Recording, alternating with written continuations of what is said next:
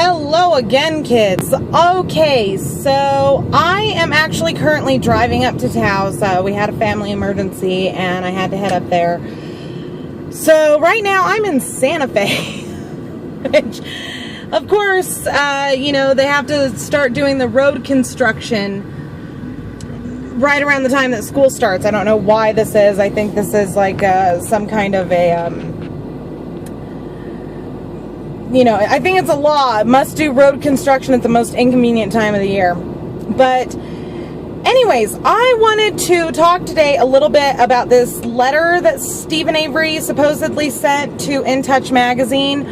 I have not had a chance to read it. I've actually been really busy the last few days. I've got a lot of stuff going on, what with getting the kids ready for school and, getting my stuff done for school and just, there's a lot of shit going on. So, I haven't really had a chance to read it yet, but from what I understand in it,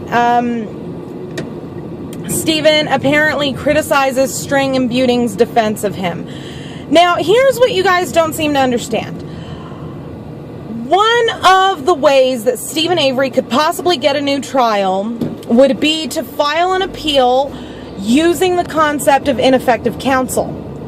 And again, I apologize for the weirdness of the camera and everything, but I'm using a handheld and I'm driving, so don't shoot the messenger.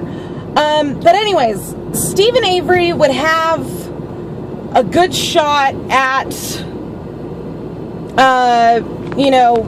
at a new trial by claiming ineffective counsel. This is standard operating procedure when it comes to appealing a conviction.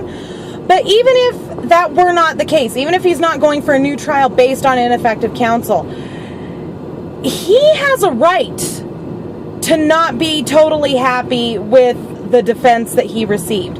Now, I have not been completely and thoroughly through the entire case, and it's really easy for us to be on the outside looking in and saying, oh, String and Buting did such an amazing job, blah, blah, blah, blah, blah. It's really easy for us to say that because we're looking at it from this angle. We're looking at it from the outside. Steven Avery, on the other hand, knows stuff that we don't know. He was there. He was in the middle of it, for crying out loud. It was his damn trial. So, I'm sure that he has an issue with some of the work that String and Buting did or did not do. And that is his right as the defendant himself. You're not allowed to criticize him for criticizing them. You weren't there. You didn't have your life on the line. I know that String and Buting put up a decent fight.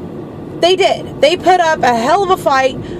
But, even Dean String himself has said that he, has looked back on this case and he has thought to himself, oh, well, I should have done this or I should have done that. And everybody does that. Every attorney does that. They all look at the writing on the wall and they all say, oh, well, I should have done this. I shouldn't have done that. I should have fought this better. I should have used that legal precedent and that would have gotten this, that, and the other, blah, blah, blah, blah, blah. The fact is that it is not fair for any of you to criticize Steven for how he feels. He's entitled to his feelings just like you're entitled to yours. You are entitled to feel that he is innocent. You are entitled to feel that String and Buting did a hell of a job, and they did, but the question you guys really need to ask yourselves is, did String and Buting do absolutely every possible thing under the motherfucking sun that they could have and should have done? Here's the thing, kids. The answer to that is a resounding no, they didn't. Even they will admit that. And they will admit that because they're not stupid. They know that when you are a criminal defense attorney, you are going to do or not do a lot that you really wish that you had done differently. It's just the nature of the beast, kids. This is how this works. And I don't know if Zellner knows, if she knew ahead of time that Steven sent that letter.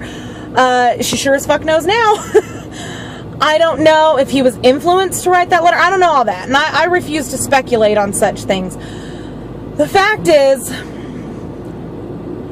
that Avery is allowed to not be as impressed with Strang and Buting's defense of him as he wants. It's his life. It's his case. He is allowed to feel like they didn't do as good of a job as they could have and should have. And even Strang and Buting admit that they did not do a lot of things that they could have and should have. They'll admit this. And they'll admit this because they're attorneys and they know. And it's really easy. I liken it to boxing matches, okay? Or MMA fights. I'm sure a lot of you watch these kinds of sports or football, really anything that you watch that involves contact. People will sit there and they will talk about how, they'll be watching a boxing match, dude's getting pummeled, and they'll be like, get out of the ropes, get off the ropes, get out of the corner. Oh man, you had a perfect shot right there. I would have blah, blah, blah. It's real fucking easy to say I would have when you are on the outside looking in. But when you are not in the fight, when you're not there getting, pummeled the shit out of you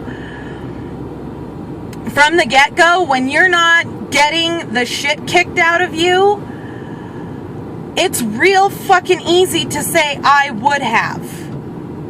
But until you're in the middle of that fight in real time, because guess what, guys? When you're in a melee combat situation, you're not seeing all the openings that people watching the fight are seeing. You can't see them. You're too close to your opponent. And that's the same thing with a criminal defense. You are too close.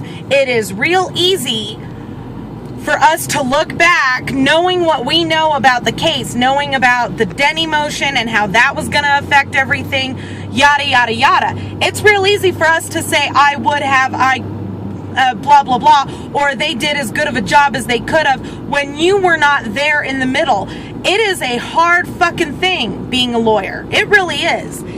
It's not the easiest thing in the world. It's not something where you're omnipotent and just because you went to law school, you know everything and you can duke it out with the best of them. That's not the case. Sometimes the judge just fucks you. Sometimes opposing counsel fucks you. Sometimes the jury fucks you.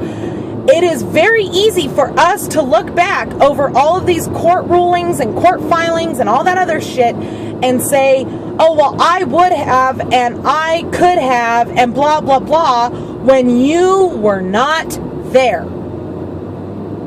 You don't know. It's real easy for you to sit there and say, oh, well, but they did the best possible job that they could have. You don't know that. You don't know that because you're not a lawyer. I don't even fucking know that. And I'm not because I'm not a lawyer. I'm on the road to becoming one. I know quite a bit about the law. I know quite a bit about legal procedure and all that other shit, but I don't know everything. And do I think that Strang and Buting did the best possible job that they could have? At the time, yes. I do believe that. I do believe that they fought their asses off for their client. Did they do everything they could have? I don't know. But I'll tell you somebody who does know, Steven Avery. So, lay off, kids, okay? Listen, we've got a month, not even, until Zellner files her brief. At that point, we will know all. Just keep on hanging on, kids, and, we got this. I have every faith that Brendan and Steven will be spending this Christmas with their families. So, all right, kids, I am going to finish my drive to Taos over my scenic byways. Just really quick, just because I'm coming up on a really kick-ass view here, I want to show you guys a little bit of my home state. That's my home state, kids. This is in between Santa Fe and Taos. This is in the northern part of the state. Isn't that beautiful? So now you've got a little bit of an idea of the kind of landscape that I grew up around. I'm from the Wild West. So, all right, kids, I am going to go and take care of this family business going on. And don't forget to subscribe to me here on YouTube. Don't forget to follow me on Twitter, Mama Phoenix 6. And if you boogie on over to the About page here on my channel, you'll find everything from my blog to my Pinterest boards to my Facebook fan page.